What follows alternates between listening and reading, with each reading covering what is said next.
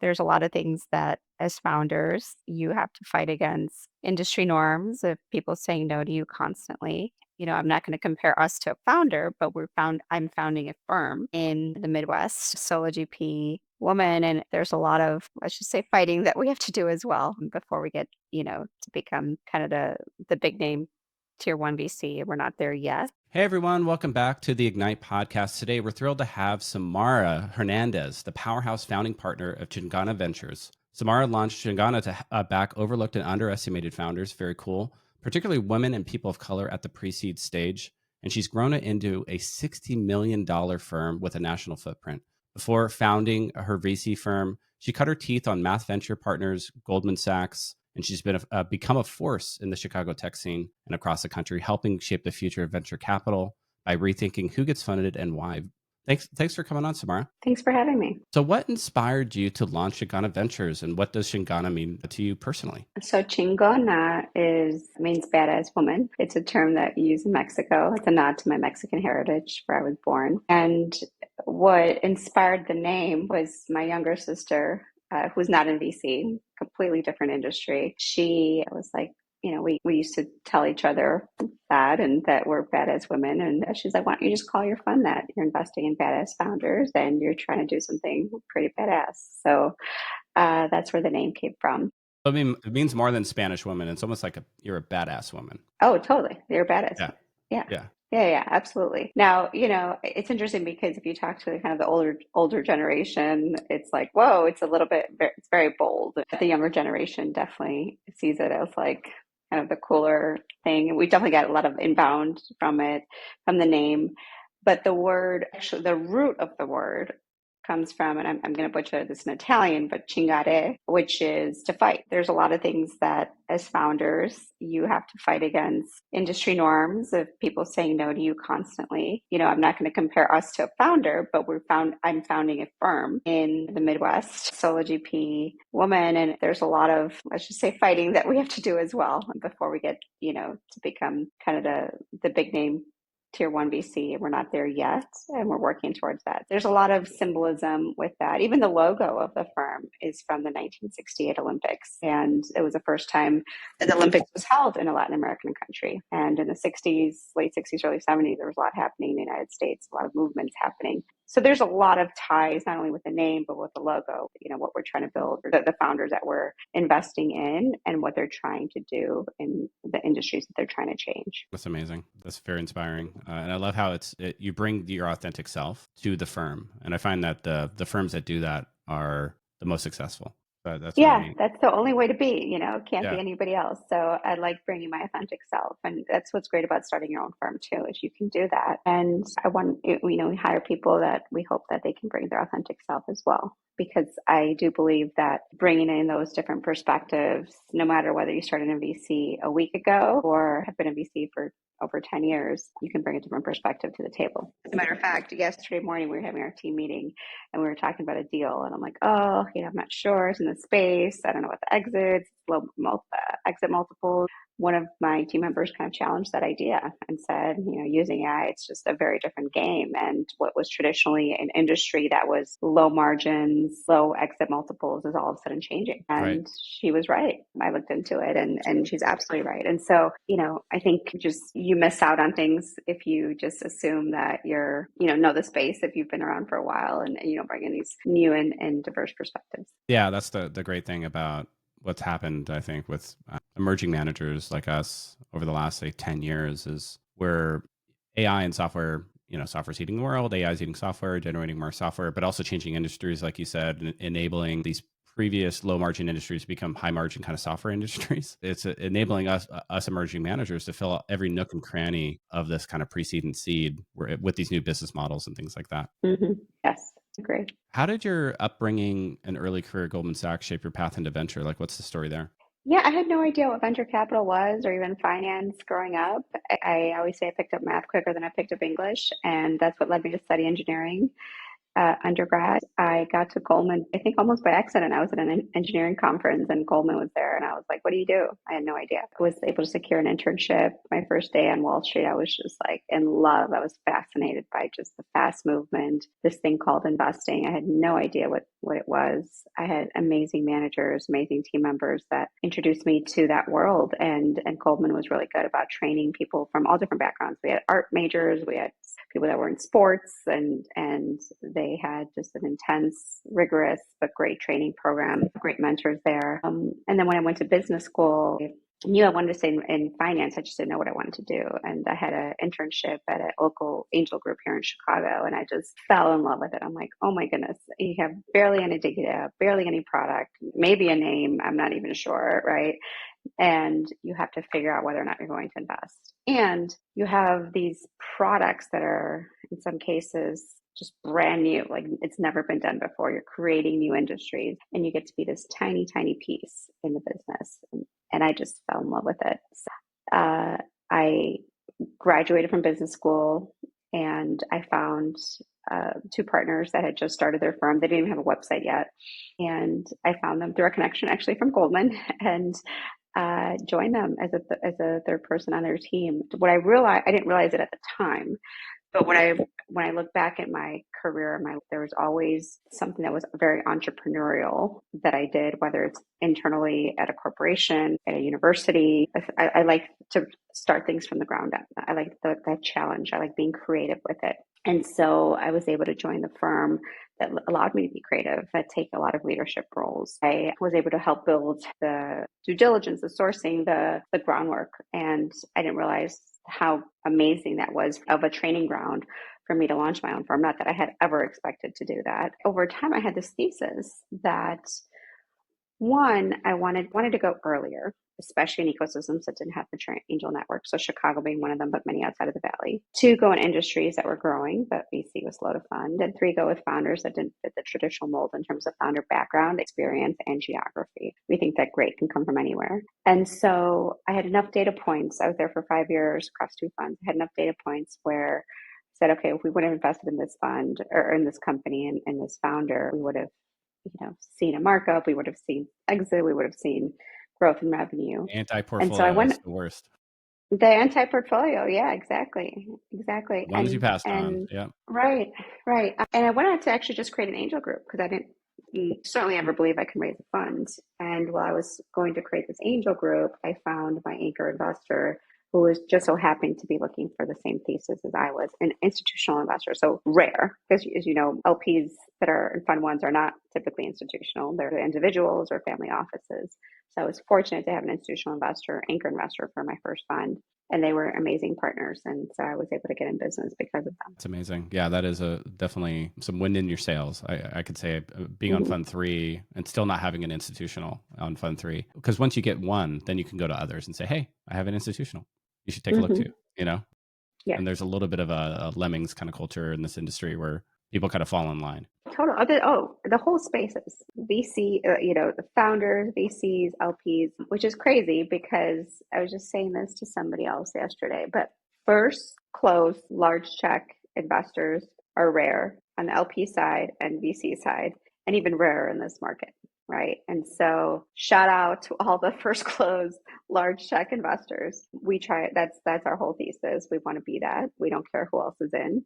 We realize how important that is to catalyzing around. I've seen how important that is for my fundraisers in the past. And so I just wish we had more of them. Yeah, I mean, it's tricky. We write a small check. And so what I'll do, I don't mind being the first check in the round. I'll typically be one of the smallest checks in the round. And sometimes I'm the first check, but I think it depends on the kind of the financials, right? Like if I wire my small check, and you guys are burning, $100K a month and there's no other money coming into the round, then like that money could evaporate and you go out of business. So it's always like a case by case for me. But sometimes you're like bootstrapped and you're kind of default alive. You got $250,000 of ARR. There's two founders. Like I feel comfortable with that first check investment versus like, hey, I raised 2 million pre-seed and I'm burnt through that now and I'm still burning 150 a month. So that's a good point. So we like to lead a third of the deals. We're getting closer to half of the deals. We write the largest check in pre-seed. So that's, on the larger side, 1 to 2 million, on the smaller side, 250 to, if you have a lead, right? But yes, we said minimum closes but we write half of the round, a third of the round. We do all the due diligence. I would say we're slow for San Francisco. We're fast for the Midwest. We're somewhere in between, and we do a little bit more due diligence. Not a little bit. We do probably a lot more due diligence than most pre-seed firms. But I always tell the founders, we're writing a larger check or do follow on, right? And we're supporting you, continue to support you through Series A. So it is a little bit different, but yeah, it's hard. It's hard because, to your point, if you write a small check, if you're doing like a safe and there's no minimum close, it's hard. And safes aren't so safe. I know that's like the thing. You I need a talked new to acronym. someone, not non-safe, At something risk. that doesn't Yeah, we need at something risk. called risk or Yeah. something. Right, exactly. And I guess that the thing is like to do a bunch of safes before Series A, certainly in San Francisco, but it is common all over the country, but other places are more open to price rounds, are more open to, different structures. So there's a balance. So you started with focusing on overlooked founders in Fund One and, thinking about how do you define overlooked in today's climate? How has that shifted for you? Because you've been at this now for many years. So the idea started in 2017, not 2018, and there's a lot of confusion around that. So we're redoing our branding as well, not because of anything, but just because from the beginning, we've never ever said, we only invest in a certain demographic or a certain gender. And it's not just on founders, it's on stage, it's on industry, it's, founder Yeah, background. overlook can mean a lot of things. Yeah. Right. And so we see this as, I think what's great about being in the middle part of the country is you see a lot of different problems that need to be solved that are not necessarily getting your food faster or getting your dry cleaning. It's access to health, multi-generational wealth creation. It's around certainly jobs and productivity. My background is industrial and operations engineering. So I started doing internships at manufacturing plants trying to figure out how to make a process more efficient. If you know me, you know that my personal and professional life is all about creating efficiencies and making everything more efficient. AI has certainly helped us scale that in many ways, and we've definitely investing in companies around that. But for instance, there was a company we just invested in April who is actually funny, San Francisco based, but their first client is here in Illinois, the middle part of Illinois, and they are helping with their supply chain operations. And there's a lot of great manufacturing plants out here. There's a lot of supply chain out here. But there's also, things that real problems being solved by people that have personally experienced that. So when we look at founders, especially the earlier you are, you have a team and a dream, basically. And so we look for what sort of background the founder has, whether starting a business in the space, personally experienced a problem, developed a non-VC backed business or something in solving this business, this problem in the past. We actually, from a founder background, we look at all parts of the country, but we also don't just target, the Ivy League schools as well. I actually don't even know where you went to school until we could start going through the background check, which I realized the other day because that's not something that I want as a data point. That there's there's a lot of bias there. So in venture So much capital, bias there's there. a ton of bias, even in VC, in fundraising, but there's so much bias. This is a warm industry space, centered around specific networks. And that's how it's been built. And it's really hard to break that as an emerging manager trying to raise capital, but then also investing in funds that founders from all different backgrounds. And we will invest in people, we've invested in people that went to Harvard and Stanford and all the things, right? We've also invested in people that dropped out of college, and not the fancy, I dropped out of Harvard, founder. This is people that were just saw a great business and they've been founding companies, but they just, didn't go to school or didn't work in big tech. And that could be limiting because first off, they might just say like, this is just de-risking. This is just what we invest in. And for us, we're just taking an additional step and saying, okay, well, maybe you don't have that background, but what are you solving? What early validation do you have? What unique perspective do you have in a market that others don't have? Right. So it requires more work and for you to look at things in a very different way. Yeah, you can't rely on You're looking for more heuristics. potential. Yeah. Yeah, you're relying on potential versus credentials. And it's a little bit more work for the VC. You got to spend a little bit more time, but I'm willing to do the work and I'm willing to invest in this because it's something where otherwise it's boring. Otherwise you're just chasing everything else. Otherwise it's an access game and that's not the game that I can compete in nor play. It's finding these next deals that are not obvious just yet. I love that. And I think we're aligned on a lot of those things. What kind of signals are you looking for in that founder market fit, kind of the potentiality of the founder? Yeah, so it is if they've personally experienced something, I think that's really telling. They grew up in it. If they've built something around it. For instance, there's a company that we just gave a term sheet to. It's in the insure tech space, which I know not sexy and hard, but there's a huge need for it. We love pouring businesses. The founders, all of them, I think maybe got us an associate's degree, but they all started a company before this, and they built a drone company which was looking at like houses and taking pictures and seeing if they can help create premiums with that, insurance premiums. I know a couple other companies did that, but that failed or wasn't successful. And then many of them were insurance brokers. And so they were like, okay, there's this need, right, to write insurance premiums on inspection of homes. Now with this new technology, we can do it faster, we can do it more accurate, we can get we can then increase the number of premiums insurance carriers can write per month, and then also involve the homeowner, because they're usually not involved. They don't know when the inspection is happening. The premiums are increasing, and they're trying to figure out what happened. And then add the whole layer of climate change and a lot more fires, a lot more things happening. So that's when I looked at the founders, they didn't have the credentials or not in any core city, but they have about 1.1 million in contracted value. They've raised very little money, and they just signed another contract getting them to 2 million this year. And so that's their first institutional round of funding, right? So for me, it's like saying, all right, there's this market that is boring. It's not boring, but maybe to some it's exciting, but it's something that more room for innovation. It's not the kind of quick consumer app or, kind of the hot space, but they're taking a traditional kind of older industry with very little innovation and bringing innovation to it. And the founders are actually the customers. They've actually been the customers. They can speak to them in very different ways. This is their second business that they've built together. And so there's a lot of learnings from the first business. It wasn't VC backed. They got a term sheet. It's the first time fundraising from VC. So that lingo is different, but I can help with that. The business stuff, they are grinding, they're hustling, they're figuring it out, they're getting early validation. So in that case, I look at founders. Have they personally experienced this? They have a unique perspective on the market. And then how are we aligned on how we work together? But then also letting them know, once you take VC dollars, it's a very different game, right? Like a $50 million exit might be good for you if you own 100% of the company, or even a couple, $10 million exit might be good. But all of a sudden, you got to go big.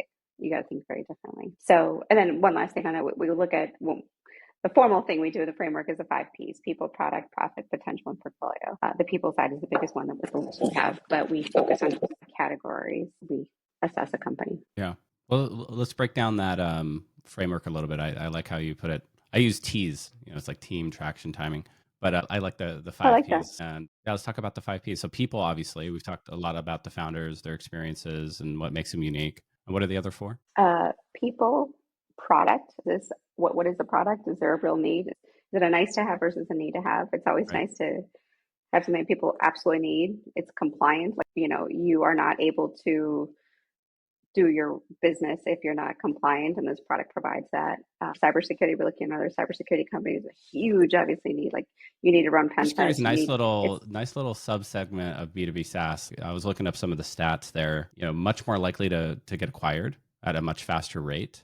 They have a higher success rate of 100 million plus exits. And I was like, I Totally. need to do more cybersecurity. Well, right. And by the way, I invested in a cybersecurity company in my last fund, and that didn't actually turn out as well. And so I was like, I had a bias against cybersecurity just because I don't know the space as well as things. But this is looked at it again.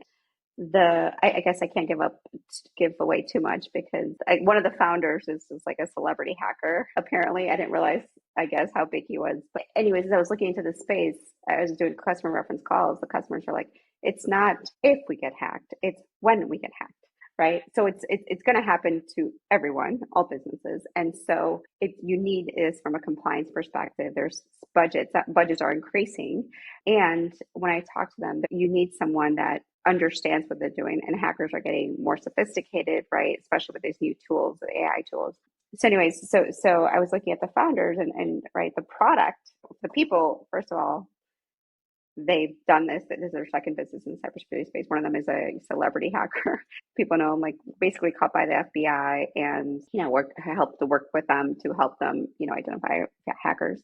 People thing is there. The product is a need. All the customers I talk to, I mean, if it's not that they need this product, it's a sense now. When the product is like, okay, what's the competitive landscape, right? Is this the right product? Is this the right team to solve that problem? Then we look at the third piece, profit. I know it used to be an opposing view or contradictory point of view, but like we like to figure out a path to revenue very quickly from the beginning, not just grow and break things. We'll figure out revenue later. So we like to figure that out. I know that pricing is going to change, but are people willing to pay for it today, even paid pilots? Potential. So it might be that it's a great problem, great solution, but the exits are not there. Market is small. And so there's one company in the waste management space, funny enough, and that we're looking at. Great founder, great background, great customer calls that we had, a lot of revenue early on, but the market might be small. So we're trying to assess that. And if it is a small market, how much ownership do we have now? It's just hard to do small markets at the moment. But then you also look at the Carta story, where initially they thought it was a small market. They were just selling to law firms, and then they obviously expanded. I've been rereading Peter Thiel's 0 to 1.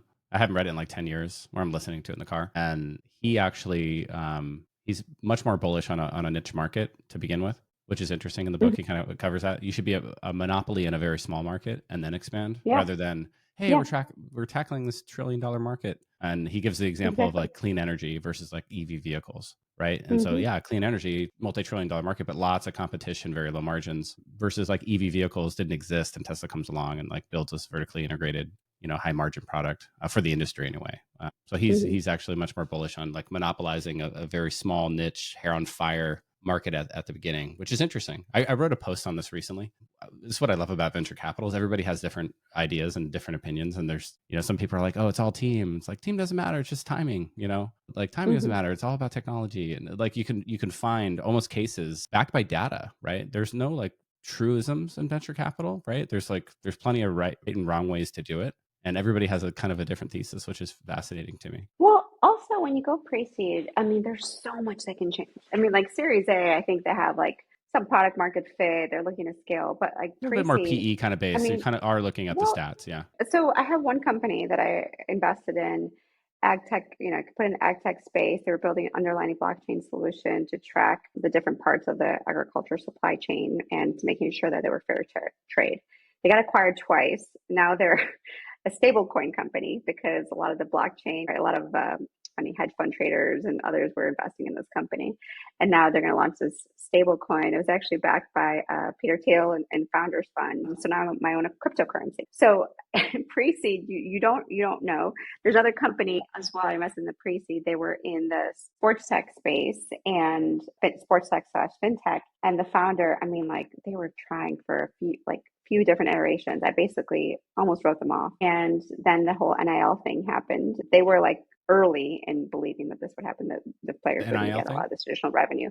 So basically, it's a regulation now that allows college players to actually earn revenue from the money that they bring in. And so exactly. So in the past, the school collected all that, and now players can actually collect that. All of a sudden, it becomes a different ball game for universities, for players. They're getting all this additional income, and how do they manage that? And so the founder was somebody that professional athlete, his father's a professional athlete, and he would advise professional athletes on their new wealth. Many of them didn't come from money. And so like, how do you manage that? How do you negotiate a contract? Anything about taxes? And so he then created a software solution for that. But this is before NIL happened. And he built relationships with all the athletic departments. So when that ruling came up, all of a sudden their market size changed overnight, their revenue changed overnight, and they're going to raise a Series A soon. So it's just interesting to see now the data points from companies where I'm like, I don't know if they're going to make it, or is this a real,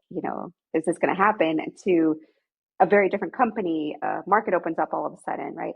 And so pre-seed is just a really funny space because you can predict all you want. And we do, and we calculate the risks and then we're comfortable with those risks. But then there's a lot that can change. Interesting how much you learn over the years as a VC. I've heard the phrase like it takes 10 million to make a VC, meaning you have to go burn 10 million of LP capital to learn what you're doing. How has your thesis evolved over the years? Now, since 2017, you're on fund 2 now, right? Yes, yes, we're investing in a fund too, and I would say it's our first institutional fund. So our first fund was 6 million, our second fund was 53 million. There's a lot of learnings for sure. I think well, from the first fund, the proof of concept fund, so our first institutional fund, we realized a couple of things. One, so we were writing small checks initially, 100 to 250K, and it was great. We can get into most rounds, right? Because we can squeeze in. We didn't lead, we didn't take board seats, but what we realized was that one, ownership matters, and it certainly does. And there's a whole different points of view on that, but ownership matters. Two, there was a lot of founders at the time. Again, this might change a little bit over the years, but where they had the amount committed from angels and individual smaller checks, but a lot of people wanted to lead, institutional lead. And I remember I'm like, saying to the founder, like, look, I can lead with a 250K check if no one else cares. I mean, I've led a bunch of deals in my last fund. That's not the issue. It's just, I may not have the big enough check size. And I started to lead a few deals at the end of the fund. I started to participate in some follow-on rounds to increase my ownership and started to be on some of the boards to help the company, but to get early insight into what they were doing and then to double down. So for this next fund, then I realized I'm like, one, I need to go in early, higher check ownership. I can lead with a big check. I can do all the due diligence, be the first institutional investor. It's helped catalyze the round. I have many examples of that where then rounds were, nothing to oversubscribed. And then we can help them get to that next stage, pre-series A, and really buy back the pre-series A, really double down on the company and then increase our ownership. So there's a lot of learnings there. There's a lot of learnings I had in my last fund, and some of them I became a little bit flexible on with this fund. And then I realized that there was learnings for a reason. So for instance, I did maybe like 2 consumer product companies in fund 1. I was testing it. I'm like, I am not a consumer product investor at all. I don't know about working capital, inventory, all the things. Like it just doesn't make sense for me. Yeah. Oh, you got to know the space. And I wanted a lot of traction and very low valuation, and I wanted a consumer investor in. And I'm like, that's not my thesis. My thesis is I don't care who else is in. I'll go in for any bills. I can do pre-product, pre-revenue, all the proofs.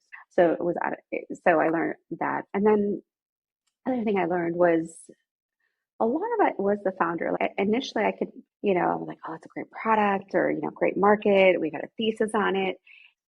Oh, I learned so much about working with founders, right? Like if there's something initially that isn't right, you got to listen to it, especially the communication piece. It only gets worse over time. And then with being a small check, you don't often get information right. There's a lot of times, even with small check, we worked very closely with founders. And so we were able to get access to the next round or, inside information. But sometimes it's like, I get it. We're a tiny check in a bigger round. So, that's not your I'm not your priority. But it was really hard then to assess a lot of things, especially when you want to get institutional LPs, right? They're looking for everything. They want all the different metrics and learnings from a company. And when you don't have access to that, it's really hard. And also we just like to get really involved with companies. I mean, we're not ones that are like, we want to have weekly meetings with anybody. And at minimum, we want quarterly updates. I love working with companies where they text you and you help them get the first customer and they're like, oh, you got your first, non-founder employee, you got your first pilot that converted to a full contract. Being right in it with them, I think for me is really interesting and exciting. There's a lot of learnings that I had and we continue to learn. As I mentioned in the beginning, bringing in new perspectives, people new to the industry that don't have the bias, that don't have the scars and the war wounds, and can look at businesses and industries in a very new and different way. That's also important to my learning. Now, before we continue, a quick word about an incredible resource for startup founders. This episode of the Ignite podcast is brought to you by Build, spelled BYLDD. So what is Build? Well, they specialize with early stage startups, especially non-technical founders and teams, helping you build and launch scalable revenue generating software fast and affordably.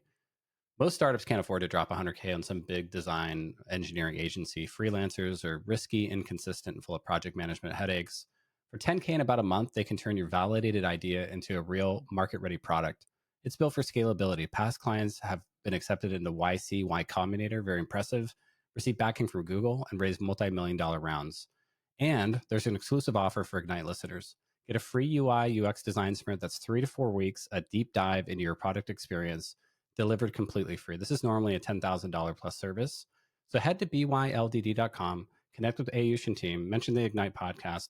Let's get back to it. So much to unpack there. Really, really interesting. One thing I want to dig into is the quantity and size of checks in the little $6 million fund, the fund one, transitioning into the lead investor, writing the 500K in the pre-seed or the million or two in the seed. What was that transition like? And why, let's unpack why you did that, right? Because you could have just kind of continued the same strategy, being the second or third largest check, not taking board seats. And then you said something around ownership matters. I'd love to understand. I think I know what it means, but for the audience and for edification purposes, let's unpack that as well.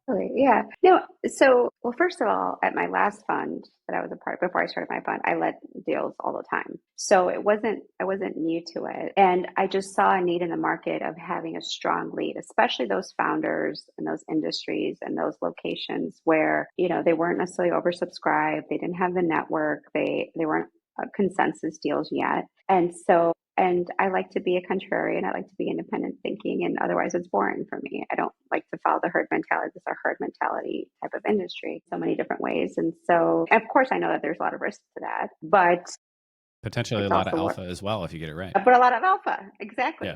And we're starting to see some potential for that. So yeah. So for me, it wasn't necessarily that I was new to leading. It was just I didn't anticipate doing it. Certainly not with a $6 million fund, and I didn't know what was going to be next. Honestly, I started this and I didn't realize, I didn't know if I was going to be able to raise a fund. I didn't know if my thesis was going to work out.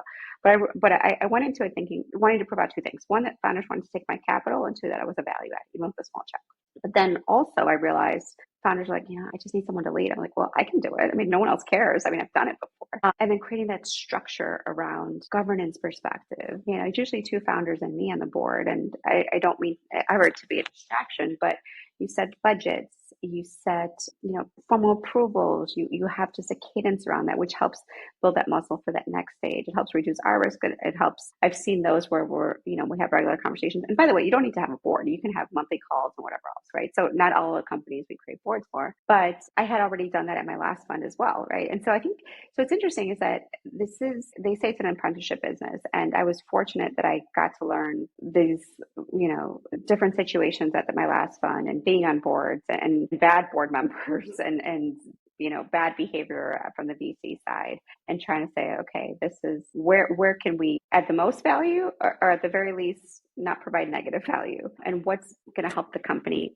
best in that next stage. So for me, it was something where it was just a natural progression. It was something that I had already done, but I realized it helped the company get to that next point pretty quickly. And it's really something I love to do. I mentioned earlier that from an LP perspective, I know my anchor LP that was incredible, that basically my best and largest LP invests and leaves me alone. And then, is there though when I need them. And so I realized from that, just feeling on the other side from a founder's perspective, I want to be the same thing. And so, because we both want to make money, and my goal is not to be a distraction. My goal is to be a small part in your journey so that you can get to that next stage. So it was a natural progression for us. Yeah. And let's talk about the ownership thing, because this is hotly debated. Why does ownership matter? So, and it also depends on a couple different things. So if you are a big enough fund and you have a lot of big checks you can write, ownership may not matter in the first round. So for instance, you could be a small check in the pre-seed or seed round and just to test it out. But that if the company does well, and hopefully you can get access to it if you're a big name firm, you can then write a big check, a 10 million, 20 million, whatever check, and have a big ownership. For smaller funds, that is not a check that you can have, right? Because there's ownership constraints. That would be like 20% of your fund if you're a $50 million fund for a $10 million check. And so you have to get in early enough, especially as an emerging manager, because you're fighting an allocation. I'm fighting to get into deals all the time. It's important to get in early when it's non-consensus. I get into hot deals too, don't get me wrong, right? But my check size is not going to be the biggest. So the bet is either your check size is smaller and you have a smaller ownership, but it's this massive outcome. So you're 0.5% of a, $10 billion $50 billion outcome. And or you can have 10% ownership in the beginning. It would be maybe $1 billion outcome or a $700 million outcome. But the fund size is really what determines it, because I have to return a minimum of 50 million first to my LPs. And then anything above that is where you start getting to profit, right? So let me give you an example. I got into a company at a $4 million cap in my last fund, my $6 million fund. And then we have participated again in the follow-on at a 12.5 post. And then they raised another round, and then it's just raised a Series A round. So to make my fund, the company with my ownership, again, I went in super early, 250K check and 200K check. That was a big check for me. To make 250 my and fund, 750 in the 12.5 post, you said? 250 and 200 and the Okay. 12.5 post. Yeah. Got it. To make my fund, it needs to get acquired for 188 million. Now, again, it's fund size, but I also went in crazy early at a low valuation. Yeah, To 250, you go 3x 250 at a 4 cap. I mean, that's a pretty significant ownership right right there. Yeah. Exactly. So then let's call it, so 3x DPI my fund, I would need to, I think it's around 500 or 600 million, right? To then, let's call it, I'm one of the best funds, or really, really great fund, 10x DPI or more, 2.2 billion. So you think about that. I mean, But that's just one those deal. Like, how many numbers, deals did you make that's in one the deal. fund? Yeah. That's one deal. 27. Right. Right. So that's just one. Exactly. Right. So there's many different outcomes, but I'm talking about one deal, and the importance of going in super early. Fund size matters. Ownership matters, especially for an emerging manager. Now, this would be very different if I went in at a 4 cap, but my fund size was 700 million. $1 billion, right? This is the whole thing around big funds. They keep getting bigger and bigger, bigger. Right now, you got to write bigger checks outcomes. just to return the fund. Yeah, that makes sense. Yeah. Now you got to write, right. I love small funds. I want to keep our fund, on the smaller end. And that's why ownership matters. That's why writing a big check matters. And that's why your fund size matters. And so the bigger the fund I am, the more bigger checks I need to write, the higher ownership I need. Or if you're a smaller fund with writing smaller checks, you just need to invest in these massive, massive outcomes. And that's what we do. I mean, we look at every company we do, we underwrite for these massive outcomes. But as you know, I mean, what 70 to 90% of companies get acquired between 100 and 200 million. I don't know the exact number, but it's directionally correct. So it's not like we're targeting that amount, but also, there's a different play That's where stats. So it's 70 to 90% of companies that get acquired between 100 and 200 million. I think those numbers are, directionally correct. You can kind of quote me. Yeah, it's like don't quote me on that, but 250 for B2B software companies after 9 years. That's the average. If you raise a seed right. stage B2B software deal, it's like 9 years later, on average, you get acquired for 250. But there's like this fat tail of power law, right? And exits. Okay, so it used to be also when I first started in this space, right? You buy and hold to IPO, like you just buy and hold. That is a very different thing now. Every single LP that you talk to is asking about exits. Is asking about how you're thinking about liquidity, how you're thinking about M&A, how you're thinking about secondaries. It is just a different game. Right. That being said, because companies are staying private so plan. long, you have to start taking money off the table as a pre-seed investor at some point. Exactly. So, for instance, we invested in a big, well-known kind of startup at my last fund, and I remember that we got the option to buy some of our shares when they were at a $600 million valuation. And I remember doing that exit analysis, like, okay, we sold some of our shares, how much would we make if we And what was exited. your entry price? So now they're at 600, and you entered at the time they were 600. I think we entered I think pretty late, like 100, 200. But okay. but the answer 6X. was no. Yeah. But okay, so a couple of things it also depends on where you are in the fund cycle, right? So if you're in year 1, probably not. If you're in year 5 to 10, where you're not investing anymore, right? That's a very different scenario. If you're in year 10 to 20, it's a very different scenario as well. So it also kind of depends where you are. LPs right now want liquidity no matter what. I sat next to a top LP, and he goes, sell, just sell. LPs want some liquidity right now. And so then you think why about do you think that is? scenarios. Is it just because they can get such high yields on treasuries and stuff? They're just like, just give me the cash. Well, it depends on what LP, but if it's a the teacher's retirement system of whatever state, they need a certain amount of money to go out the door to pay the retirement of their teachers, right? So that's a huge liquidity need. There's from foundations at the board level. There's a certain This is difficult for early stage investors, though, because if you think about it, if we get in at 10 caps and you're sitting on a $600 million valuation, ignore dilution, let's just say it's 60x.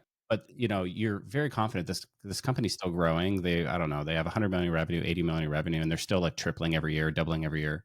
it's a rocket ship. You don't want to sell too early because then you're missing out. You're sitting on a 60x. You might as well let it double a couple more times. And now you got 120x or 240x.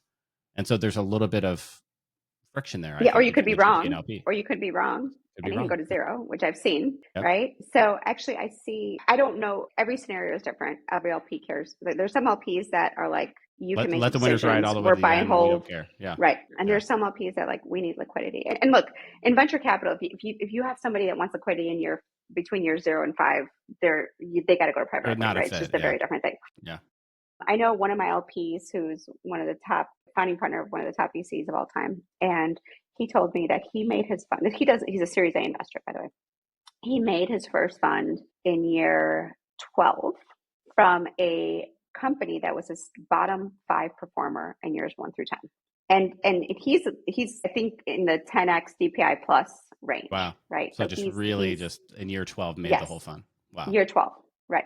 So, and we're pre-seed. We're pre-seed, mainly some seed. So if you think about that, I mean, That's an especially extra 4 now it's a years. lot longer. Yeah. Right. An extra 4 years minimum. Right. And also, right. So it's different. So for us, it's where you are in the fund cycle, where you got in. Look, I know some GPs that are fundraising and just couldn't raise anything, and they just sold some of their position to get some DPI. Anything above 0 is a good DPI, is what I hear. Right. But just showing, and some LPs want to know you have an approach to liquidity. You are proactively managing the portfolio. You're an active manager in the portfolio, active portfolio managing. And so for us, we've come different scenarios. There's some GPs that will exit no matter what at Series B. They get a pre-seed. They will exit no matter what if it's at, 350 million or more. They will do a third of their shares, right? It's just a way to start to show some liquidity. And again, it all kind of depends on who your partners are. But I think the name of the game right now in general is that buy and hold is no longer the absolute strategy. And a lot of GPs are really thinking through an actively managing their portfolio for different liquidity options. One of the smartest things I ever heard, I was in undergrad and got a concentration in finance, and I was in investing 400 level investing class, and we had a guest speaker come in from Merrill Lynch or something. He goes, basically, you can follow the market like this. It just swings between fear and greed, fear and greed. Mm-hmm. And so you got to know where in the cycle you are. And it sounds like right now LPs are in fear mode, and then eventually it'll swing back the other way and it'll be in greed mode, right? And so you kind of have to know where you're at in this cycle. And I think it roughly correlates to business cycles as well. And so I'm bullish that things will kind of all of a sudden flip back around, and they'll be like, no, hold, wait to the end. This thing's still a rocket ship. Do not sell, right? But I think you have to be disciplined, right? I think it's not black or white. I think for pre-seed, the way I think about it is, once I hit 100x, 50x, 100x, somewhere in there, I'm probably going to start trimming some of it, but not all of it, right? Unless it's a rocket ship. But then, you could be wrong, like you said, and everything blows up. There's lots of unicorns that went to 0 and you got nothing. I was in one, actually. I was in one. I didn't enter at the pre-seed. I entered at the A or B or A plus. Unicorn, should have trimmed my position. It wasn't 100x. It was, 20x or something like that. Yeah, musical chairs, the music stopped, and, I lost all that investment. So yeah, I think you have to have a disciplined strategy of probably trimming, especially if you're a pre-seed investor. And how do you think about it? Like, you're in a pre-seed, you got your 5% at pre-seed, or 5 or 10%. And you're sitting on 100x, now it's a 500 cap or a billion, after dilution, you're sitting on 100x and you're in year 7 or 8 of your fund. Are you trimming? Are you taking some money off the table? Like, how do you think about that? For me, I mean, so it depends on, so we have gotten offers to buy our shares. In one case, we did sell. In one case, we're like, absolutely not, let's buy and hold. And then another case, I said no, but I wish I would have said yes. So the short answer is I am proactively, I'm in year 5. What am I year? Year 5 of my proof of Fund one. concept fund. Yeah. Yes, right. So still early, right? Our investing period just ended, and I'm now we've had some acquisitions. We're having some inbound on our, and I'm being very proactive and thinking through. Well, we did this, like, we do a returns analysis for every investment, but we redid it and said, okay, at what price would this return the fund? 3x the fund, 5x the fund, and so. And I'm not saying that the minimum that we'll do is return in the fund, but that's kind of like hopefully our baseline. And then anytime we do get this proactive inbound, we kind of assess that and where do we believe they're going to get to and where are we at. I think it'll be a little bit more aggressive now that we're year 5 through 10. And there's certain, which we haven't done in the past, but I think this is important to have the conversation with the founder from the beginning of, hey, we are going to be intentionally thinking about our position and selling some of it at least at Series B or at this specific price. But I think if you're in aligned with the founder, it's just a different conversation than, trying to sell your shares. Now, it's just really hard to your point, because if you're at a 60x and you're like, this is going to go big, it's really hard to take money off the table. And every LP has a different perspective. But right now in your, 5 through 10, if that's a potential outcome, I think. Yeah, imagine if you sold your share of more Wiz. aggressively Like, selling. speaking of cybersecurity, right? They sold for what, like 17 billion, 20 billion to Google, and you took a bunch of money off at 500 million or a billion, and so I don't think any LP would be upset, but having zero DPI is a lot harder, having anything about that. Now, here's what I will say. There's another thing. So the GP that I mentioned that is my LP and best performing ever. I once asked him, I said, what's your playbook? What's the playbook? I want to follow it. I want to do it. Just let me know. What's the secret? And he said, you just have to stay in the game. I thought that was a really interesting thing that encompassed a lot of things. But think about it. So you raise your first fund, you're done investing, some people 18 months, sometimes 3 years, sometimes 5 years, but within 1 to 5 years. Yeah, about 3 years on average. And then, right. And so 3 years, let's say, all right, maybe you have a markup in this environment. Maybe you have a markup, right? You certainly don't have exits and DPI and all that. And then you have to raise your next fund. So you're still raising on a team and a dream and some early. Look at my TVPI, look at my potential, MOIC, right? Right, yeah. Right. Your MOIC is all kind of all over the place, right? Because people can mark up a bunch of stuff. So, But then you raise your next fund. Okay, let's say you can raise it. And then all of a sudden now you're in year 5, year 6 of your first fund. You're in year 2 to 3 or whatever of your second fund. You still don't have any DPI. You have some MOIC or your pre-seed fund. Yeah, your pre-seed and seed your fund. You got a lot of markup. Look at my TVPI. It's so good. But that's all over the place, and half of it is, whatever. Yeah. So it's cap adjusted safes sudden, and stuff like that. Yeah. Totally. So now you're raising this fund 3. Now you're starting to get institutional investors. Now they're diving into every single metric of revenue growth. Why didn't you sell this? When are you selling that? And you have to raise the third fund before you get any distribution, anything, right? And so all of a sudden, if you can't raise that, you're not going to be able, you'll still be managing the other funds, but you're kind of you have to wait and see. So you have to raise all these funds before you get any distribution, before you get any of that. And so I think what he meant, right, by staying in the game is that you kind of have to figure it out you need to continue to raise capital when you have very little to show for the first 2 funds, especially as pre-seed investor, seed investor. And so how do you do that? And so that's where the whole, especially in these markets where there's no, IPO markets are shut, they're starting to open up a little bit. There's little M&A activity. How do you start to show that you're going to return money to your LPs? And that's the kind of game that we're all playing. And that's the thought process of secondaries, of selling some of your position. So I don't know the exact answer, but I will tell you this, that we're being a lot more aggressive with it. And we're proactively figuring out how we think about selling some of our shares and to try to get some distributions in year 5 to 10. What a really cool conversation. I'm learning a lot. So thinking about, how did the fundraise go?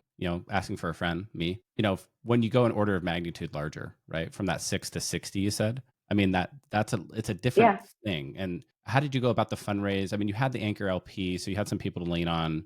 You do the first close. How do you go out to market with that? And how do you get in front of these institutional LPs? What was your minimum check size? How did you approach that? Yeah, I'm going to be doing this next year, so I'm just asking for my own edification. Yeah. 6 to 50 was, first of all, I was targeting 25 million. And when I first started raising, it was 2017, 2018, and then didn't close till 2019, April 2019. So it was a long, it was even for a $6 million fund. I'm a big fan. Oh yeah, my first 10-year fund took me 2.5 years to close a $5 million fund. Yeah, exactly. I'm a big fan of that. Look, if you can raise 100 million, 300 million your first fund, probably if you're a spin out of a big name firm, great. But for me, I am a big fan of it because I can start to prove it out. So then I went to raise my next fund. What happened was the market changed.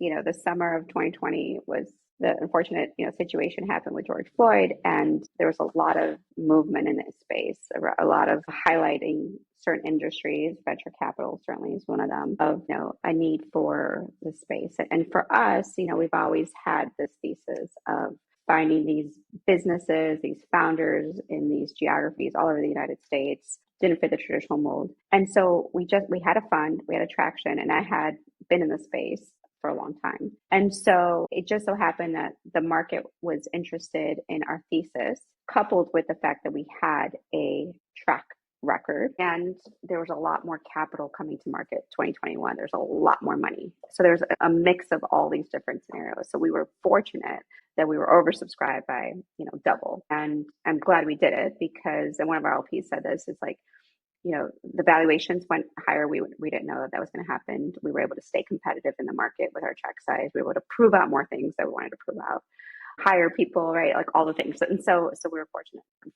Fast forward to this environment, very different. A lot of GPs are having a hard time raising. A lot of LPs are not deploying or they're waiting or, they haven't gotten distributions back. So there's just a magnitude of different things happening. Hopefully it's better in 2026 when you start fundraising. I'm hopeful. Fingers crossed. But it's a different environment and nobody wants to be your first LP and they're all waiting for everybody else. They want certain, they want to be over a certain percentage. So it is a different time. But then also to the point we talked about just a little bit earlier, if you're on fund 3 or more, they want just a lot more proof points, or certainly fund 1s are having a hard time as well. And one LP mentioned this, which I think she's right about this, is there had to be a clearing, there had to be a correction in the market, right? There's just a lot of people coming to market. There's a lot of funds. I mean, how many funds do you need, right? There's probably going to be some consolidation, some merges. So it's just a different time. And it ties back to all the other points of, how you're thinking about active management, how you're differentiating yourself, what our founders are saying about you, what deals are in your portfolio. If they don't have more, markups or distributions, how are you showing the underlying revenue growth and key KPIs? So a lot of that is coming to market, and it is a tough I actually time just for a started lot of tracking people. the revenue growth. I didn't have that because I keep my portfolio on Airtable. How do you keep track of your portfolio? So right now, Airtable, but we're upgrading all that. Yeah, like you use like Affinity or one of those, or We use Affinity for our CRM, but from a KPI perspective, we do use Airtable for now. We might yeah. make some changes there. I like Airtable because I can decide to change something and I don't have to do like a feature request or get with the provider of the software to change something. I can just change it in Airtable. And yeah, so I added the ARR at investment, the ARR currently, Yep, and then same. I calculated the CAGR of that ARR because I got that question from an LP. It's like, hey, how's the revenue growth in the portfolio? It's like, I don't have that like data. I mean, I have it. It's in Hmm. emails and Google Drive and stuff. So I had to like start tracking that. So I have that on tap. Oh, like here's my average ARR growth across the portfolio. To have that on tap right away. Yeah. No. I mean, okay. So I know you mentioned you don't have any institutional investor. Once you get to an institutional investor, it's a whole different ballgame. I am going through the process now. There's one LP that just asked, oh my gosh, I mentioned some today. I'm like, I don't know if I can give you any more data. Like they just dive into everything. There's nothing that they haven't dived into. But yeah, it's our point of investment, ARR growth, what the projections are. They want to dive into exits, how you're thinking about when you exit. So a couple of things with that. So one is if you're an emerging manager that never raised institutional capital, that is, a shock to the system. We did have great institutional partners in the beginning, so we dove into that. But I think now there's just a lot more data that you have to provide. There's also the piece around showing other growth metrics aside from, the markups and the distribution. So thinking how you do that. And then also the point earlier about not having information rights if you're a small investor. So like all of a sudden, And I have a people are lot of asking you, those. I have a lot of well, those that right, they're sitting on, I'm sitting on 20, 30x outcomes and I don't have information right. So I don't know if exactly. I should exit. So, well, they ask you that. Well, that's the question they're going to ask you. Well, why is the revenue this? Why is there, runway? How confident are you about that? Why aren't you exiting? Like all these things. And if you're not, you don't have any of that, it's really hard to kind of Right. make a case for that. Yeah. So, It comes down to so that some LPs relationship will with the be founder is fine. like, hey, can you please tell me your Well, revenue right. growth and projections? Exactly. And so, and by the way, I have seen over 10 years of doing this, a direct correlation between the communication with the founder and how good they're doing. Because, and this translates into regular investor updates, monthly, quarterly, because they're honest about their business, because it's not always going to be great. And they're able to be very clear about what they're doing, be very clear about what they need. They're very clear about the things that aren't going so well, and then investors can step in. And so from an investor's perspective, you're not getting a call a week before they run out of cash asking for emergency funding.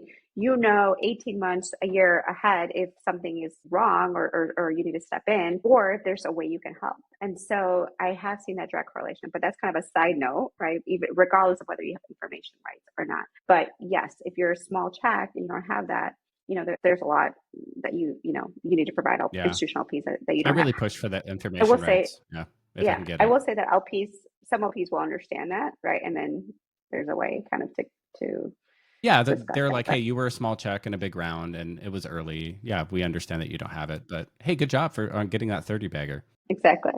All right, yeah, let's wrap it up. So, hey, thanks so much for coming on. This was such an amazing conversation. I could have talked to you for a couple more hours. How can folks find you online? So www.chingonaventures.chingona.ventures. And I do want to say, we didn't talk about this, but I mentioned this is a warm industry or warm intro space. We take every deal, any founder that wants to reach out to us, you can apply on our website. We literally look at every single deal. We've made we give cold inbound term sheets that were oversubscribed. Our last 2 out of the 4 deals we've done have been from cold inbounds. So we do look at every deal that comes through. So please, if you have a company that you're building, we're aggressively deploying seed. All of our criteria is on there, what our process looks like. We're very transparent. So please apply. Any LPs interested, obviously, reach out as well. Any emerging managers out there, keep your head in the game, stay in the game, and happy to share war stories as well. Let's stay in the game. Thank you so much. It was really great. Thank you.